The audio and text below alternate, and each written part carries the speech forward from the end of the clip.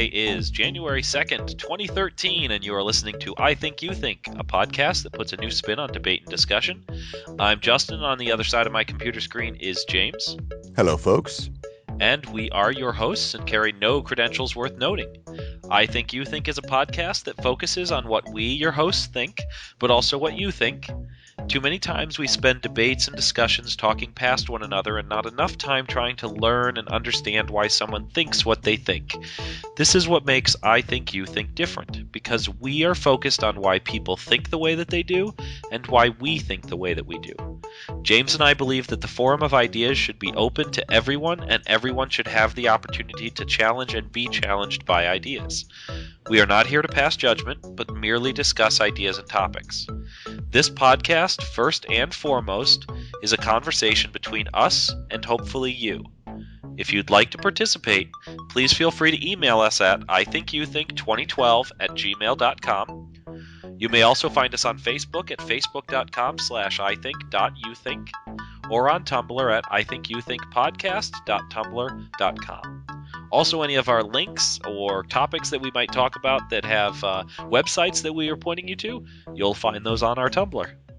I Think You Think is produced by StolenArts Productions and is recorded live at Fisher International Studios. How are you doing this fine new year, James? Good so far. I've had the entirety of the new year off, actually. Oh, wow. A whole portion of the year, huh? Yep, 2 days in a row. But on New Year's Eve, I did have to work 15 hours to make that happen, starting at 5 in the morning. So it's kind of almost a wash. Yeah. I didn't have to work yesterday. I got to, and I didn't have to work New Year's Eve, so I got to do my annual where I drink a lot thing, which I mean for me is a couple of glasses of wine and maybe some, rum and Coke or something. Yeah, this year I just slept through the new year, actually, because I got home at like 8:30, and then by 9:30, probably at the latest, I was passed out. It was over for me. Oh, so what are some of our topics today? We're going to dive in with The Hobbit. Oh yeah, you know what? We talked about it right before I was going to see it. I didn't get a lot of sleep that night. Got to see it, and then the next week, the next couple of weeks we had some pretty good topics, and I never got to talk about it. Now when did you get to see it? Earlier today, actually. Oh, okay, so it's very fresh for you. Very fresh. So I just want to tell you. So what happened for me? I don't know. Did you go see it in 3D?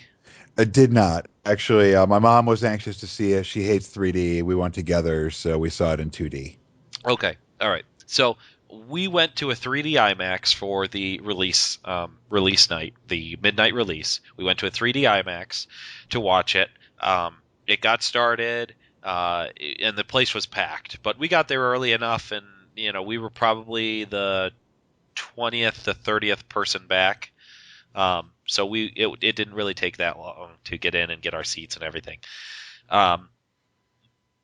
So we're sitting in there, and they've got the trailers running, and everybody's complaining because it looks funny through their glasses. Well, we come to find out after the trailers have run and the movie it hasn't started yet. One of the I don't know what they're called, but the managers comes in. One of these guys who are in their early 20s wearing a suit that looks like really awkward on them comes in and tells us. Excuse me, tells us that one of the projectors is down, and that it's overheated, and they're going to shut it down and then bring it back up, and it'll be like 15-20 minutes, and then we'll get started again. So we're like, okay, they bring the lights back up, and everybody's just kind of talking, and then a while later he comes back in and says, it's not going to work. What we're going to do is we're just going to play the movie with the one projector, and then we'll give you free tickets to come back when you want to watch the movie again. So we went there. We only got to watch it in 2D on the IMAX. And then a couple of weeks later, just last week, my wife and I and my son all went to go see it finally in 3D IMAX. So I've actually got to see it in both 2D and 3D now. So how much different was the 3D for you? as somebody who I'm not a big fan of 3D myself, the only two movies that I've seen in 3D that I didn't get headaches from was the part two of the final Harry Potter movie, Okay. and then this movie. I did not get a headache from it.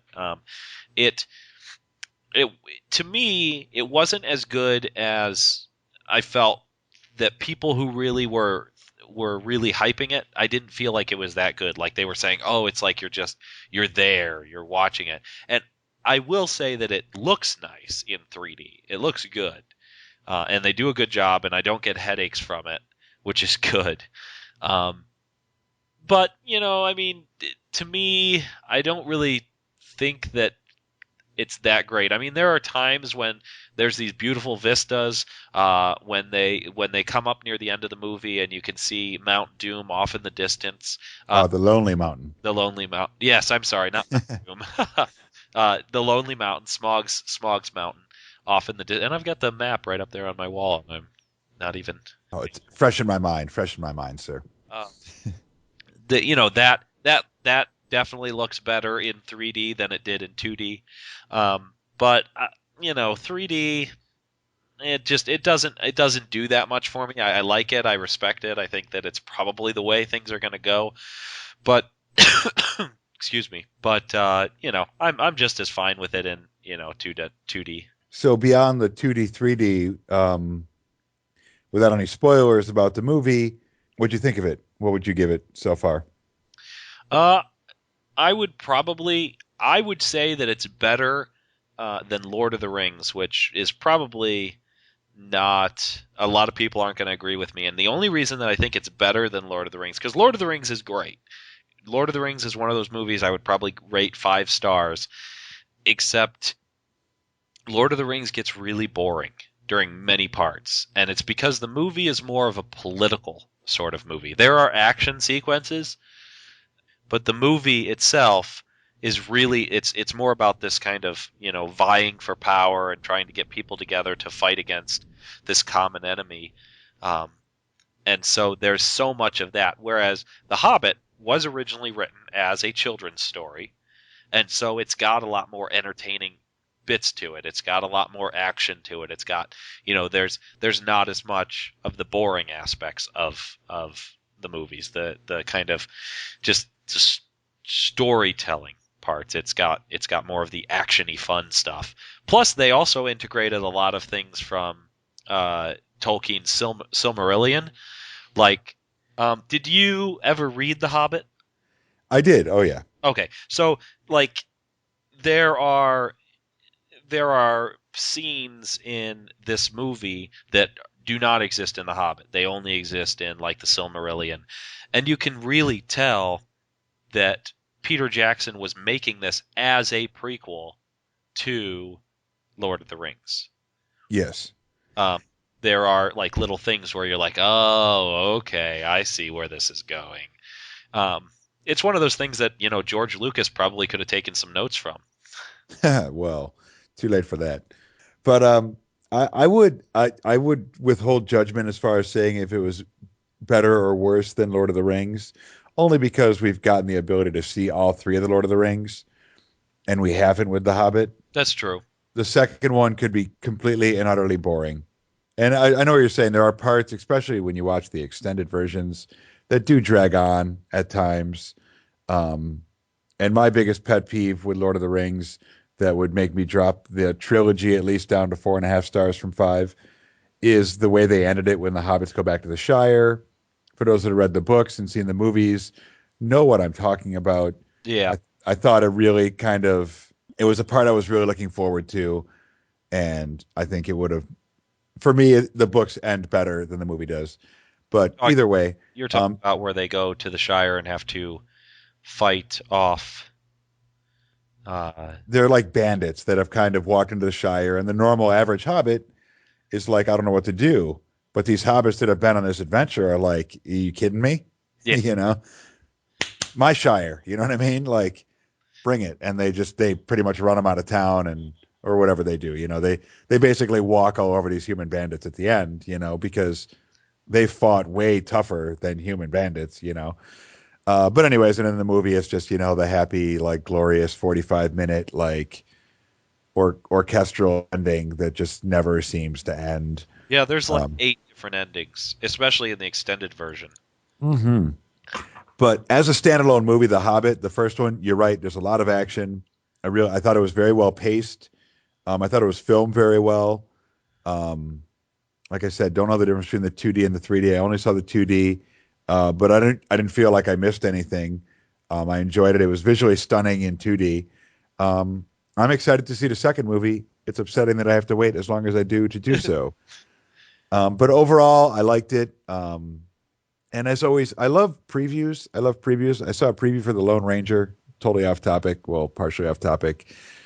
And I am now actually really excited to see that movie. I really wasn't when I was hearing that it was coming out and Johnny Depp playing another quirky character. Oh, lordy, lordy, you know. But I saw the preview and I really kind of like the take they seem to have on the Lone Ranger story. Um, I like it. I mean, it might end up being boring, and I saw all the best parts in the movie in the trailer. Um, but it left me excited to see it. I don't know if I'll end up seeing it in the theaters, but as soon as that's out on Blu-ray, I'm there. Right. Did you a lot of people got mad, or a lot of critics are sort of mad about the fact that The Hobbit was filmed and obviously displays in 48 frames per second instead of the traditional 24 for movies. Uh, what did you think about that? Um, I didn't know that, so I'm gonna say that it had zero effect on me. Like I'm guessing that most critics, if they hadn't read that before they saw the movie, may not have known. Yeah, they might And have noticed it being slightly smoother, but as somebody who, when I watch Lord of the Rings at home, I've got it on Blu-ray with obviously a Blu-ray player and then a 1080p high def TV, and so it's already for me in 60 some frames per second, and it already looks smooth. So I mean, I'm not a purist when it comes to movies, and so for 24 frames per second versus 48, I couldn't give a crap. right. And I don't know why anyone would complain because it seems like it'd be better, it'd be smoother. Why would that, like, if somebody went the other way and went 12 frames per second instead of 24, I could understand that complaint. But I mean, if you're really able to like smooth it over and, you know, make it a crisper and more beautiful movie by doing that, I can understand why that would be a complaint. It's a weird thing to complain about. It's probably someone just looking for something to complain about.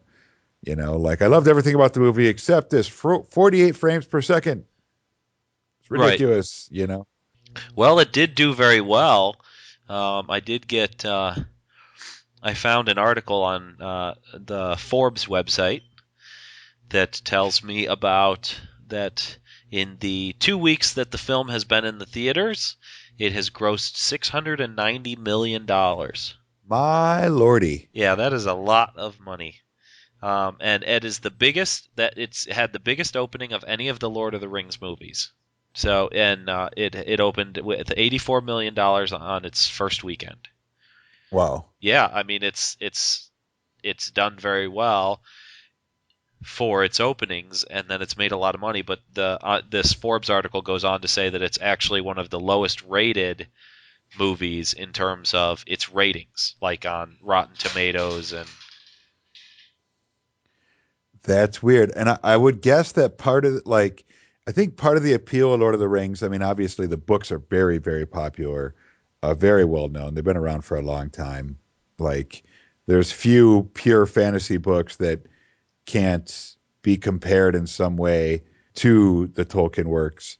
Um, but for its accuracy to the books, I mean, there's a couple things, talked about the ending, no Tom Bombadil, and a couple other things. But beyond a handful of things, it stuck to the books really well.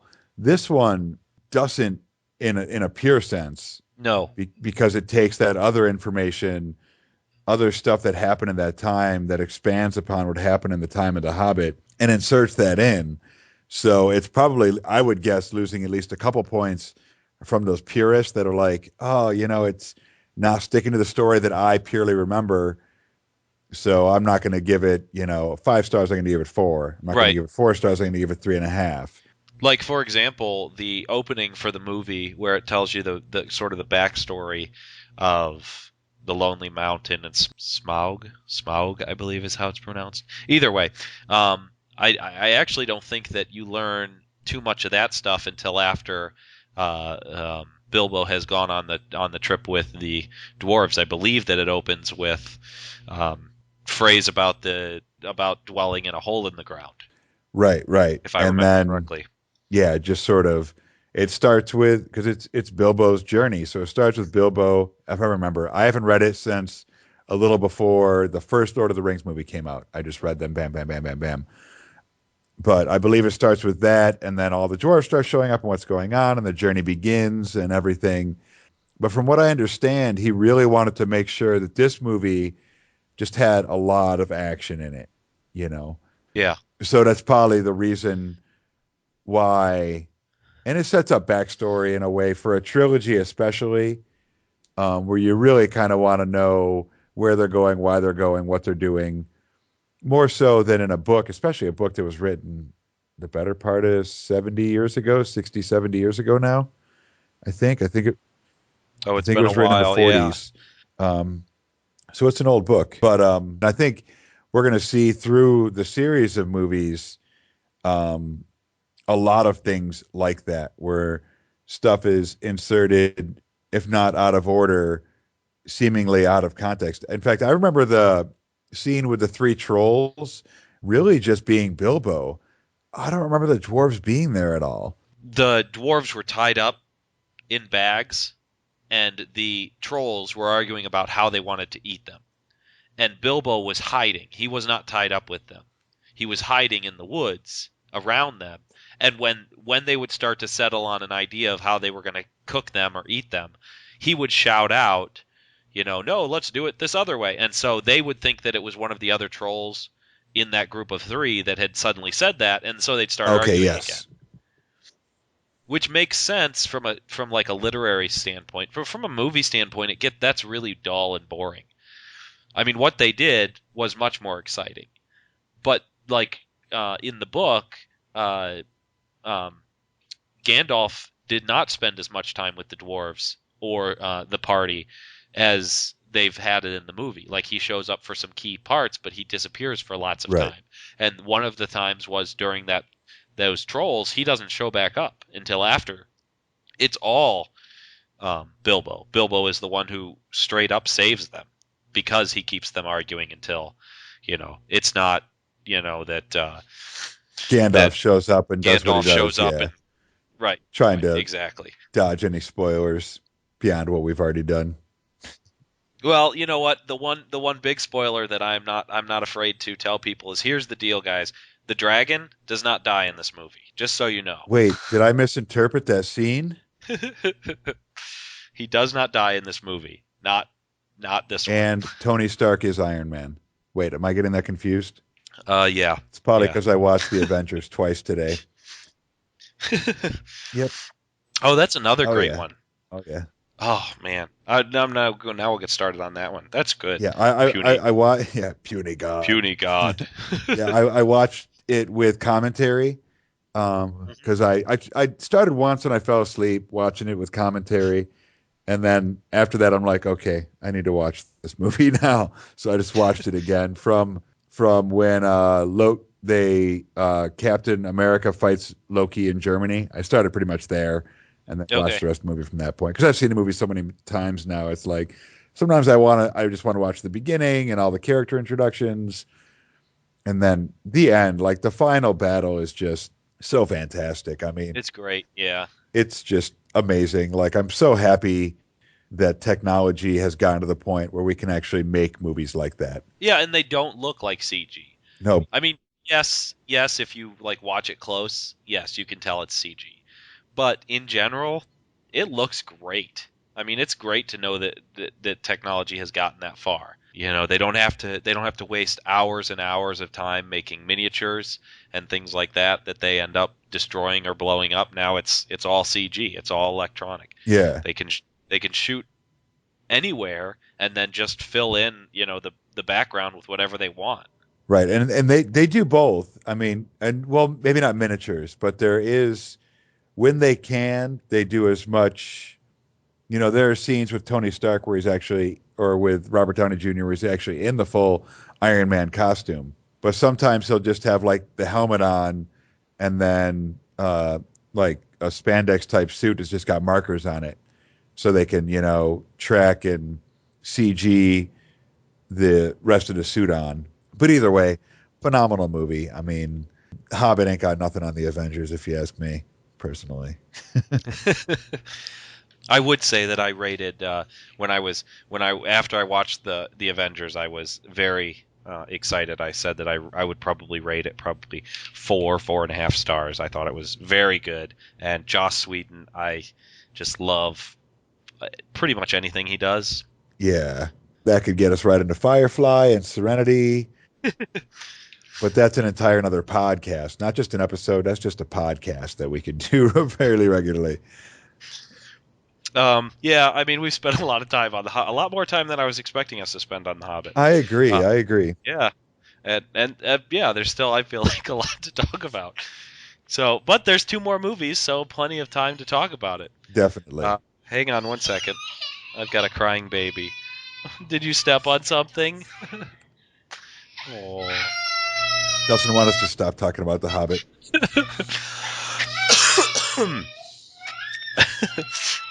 Night night. Good night. All right. Uh, that was my daughter coming down to say hello. She wanted to be involved in the conversation. It's so odd because that sounds so much like the crying of Brennan when he was younger. Oh yeah. Like I thought it was Brennan at first. I'm like, no, he's much older than that. He doesn't. His voice isn't that high anymore. But Yeah, he'll be 8 in April, so wow, wow. Anyways, yeah. So we were going to move on, since it is the beginning of a new year, in both our calendar and the Mayan calendars. Last couple of weeks ago, the beginning of that new age. By the way, it's Aztecs was the other yes, thing that we couldn't think of. which is One of my weird because I think that's the most well known or the one I remember learning about first in school. were the Yeah, Aztecs. Yeah. So yeah. But anyway, he had my friend Ross had let me know about that. He's a pretty avid listener of our podcast, so thank you, Ross, for keeping us on the straight and narrow here. have I met Ross?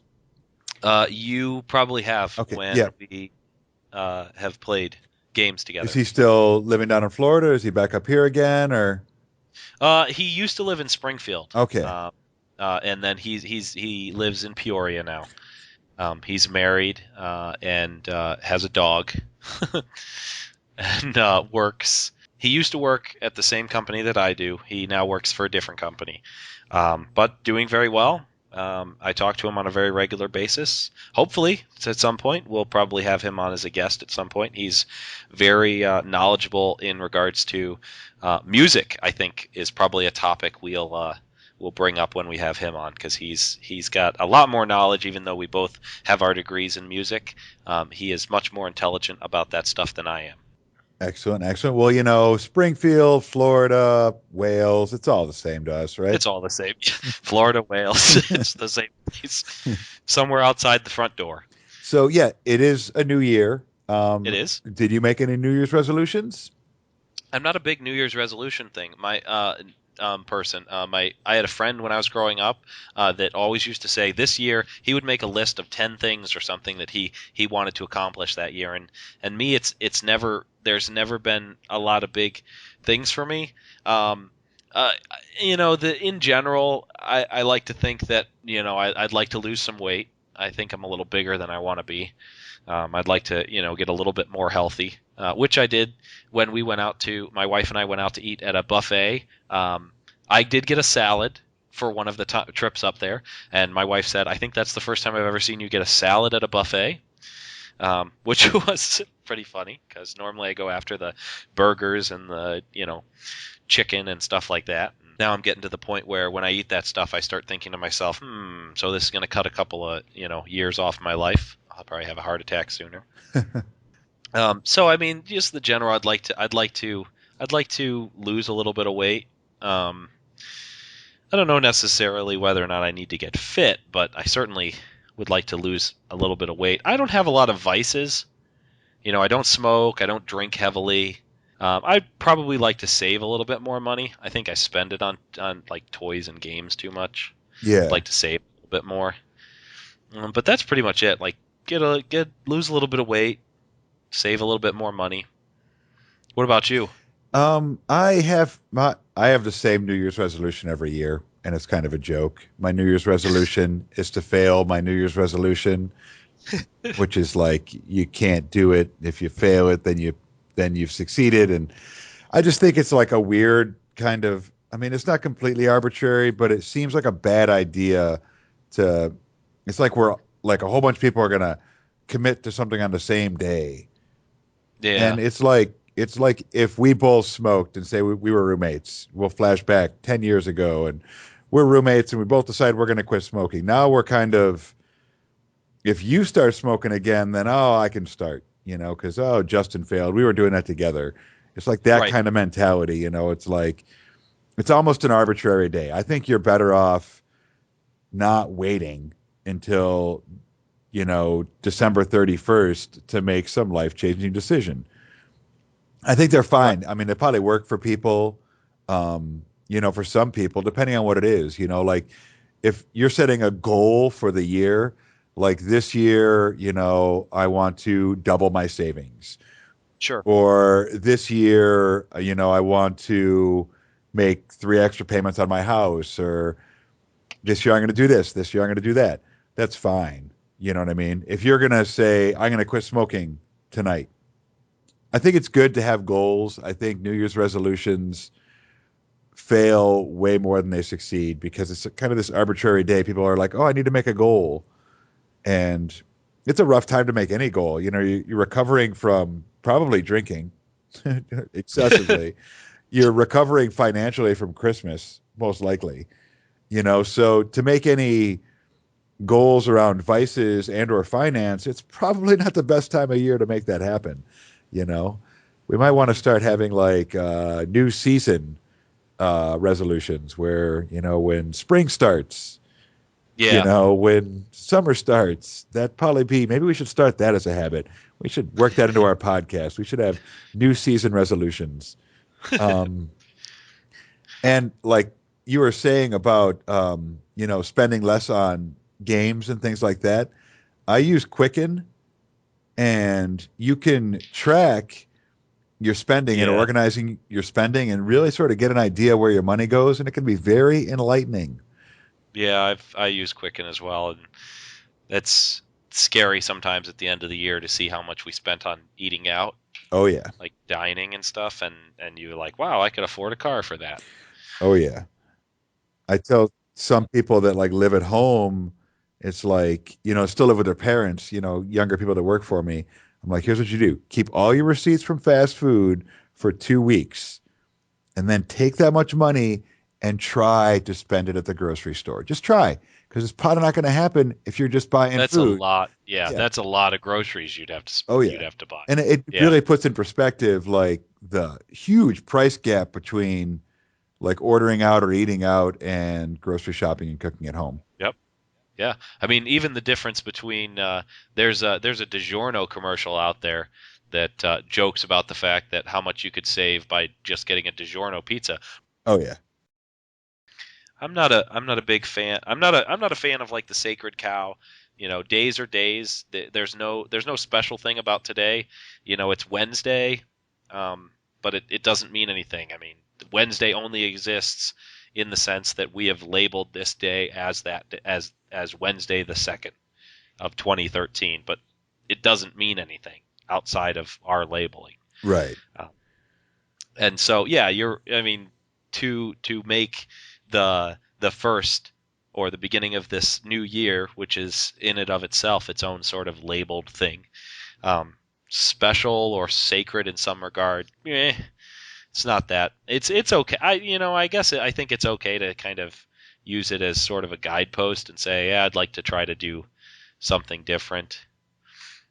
I did remember hearing that as much as people talk about the beginning of the year being a season for selling a lot of diet stuff, selling a lot of like treadmills and things like that. I used to work for Sears, and the season, the first, January, end of December, um, the workout equipment was the season for that equipment. Right. Um, but from what I understand, actually, diet medications and things like that, and workout equipment and gym memberships, those actually increase more in the March April time, right before swimsuit season starts. Ah, that makes sense. Yeah, people actually, January, people think about, oh, it's a beginning of new year, I'd like to do these things. But it's only when there's an actual reason, aside from it's a beginning of a new year. Like people are going to see me in swimsuits, and so I'm going to actually have to do something about the way I look. Right, right. Is evidently a better motivator than it's just the new year. Well, it seems like neither of us really are New Year's resolutions people.